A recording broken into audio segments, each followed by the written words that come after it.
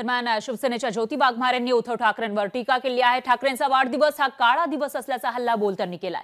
आजचा दिवस शिवसैनिकांसाठी काळा दिवस आहे असं ज्योती वाघमारे म्हणाल्या। त्यांनी ट्विट करत ठाकरेंवर टीका केली आहे। 19 वर्षांपूर्वी पुरात आपल्या वडिलांना एकटं टाकून कुटुंबासोबत 5 स्टार हॉटेलमध्ये पार्टी करणाऱ्या उद्धव ठाकरेंना लाज वाटते का असा सवाल त्यांनी विचारला।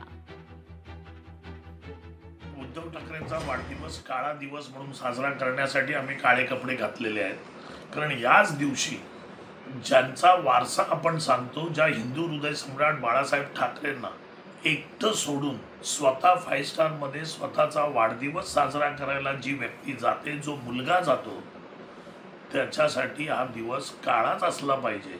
आणि म्हणून आम्ही हा काळा दिवस साजरा करतोय, कारण जी व्यक्ती आपल्या वडिलांना बघू शकत नाही, त्यांच्या भावनेंना, त्यांच्या विचारांना जपू शकत नाही, ती व्यक्ती शिवसेनेला काय बघणार, शिवसैनिकांकडे काय लक्ष देणार। माननीय उद्धवसाहेब ठाकरे मुख्यमंत्री पदावरून पाय उतार झाल्यानंतर दांडा आणि ढुंगणची भाषा करणारी हीच ती बाई का, हा प्रश्न आता आमच्या समोर येतोय। कितीही शत्रू असले तरी देखील वाढदिवसाच्या दिवशी लोकांना शुभेच्छा दिल्या जातात, त्यांचं आयुरारोग्याबद्दल शुभकामना केल्या जातात, पण या सगळ्याचा विसर पडून शीतल म्हात्रेसारखी बाई आज ज्या पद्धतीमध्ये बोलते आहे, ही अत्यंत लायकी नसलेली, म्हणजे तिच्यासाठी जे काही आहे उत्तर आमचं, ते तिच्या खाली ज्या कमेंटमध्ये सामान्य लोक लिहितात तेच तिच्यासाठी असलेलं उत्तर आहे असं मला म्हणायचं। एक उत्तम वाजंत्री असतो ना ताई, तो मड्यालाही वाजवू शकतो आणि लग्नालाही वाजवू शकतो।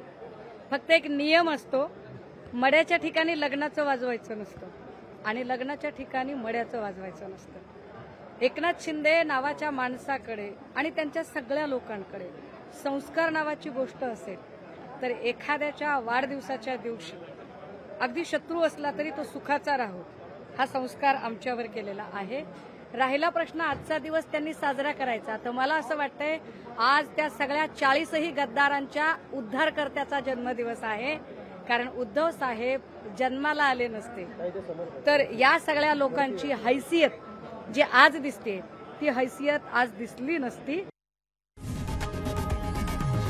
लोकशाही मराठी ऐका, पहा, जागरूक रहा।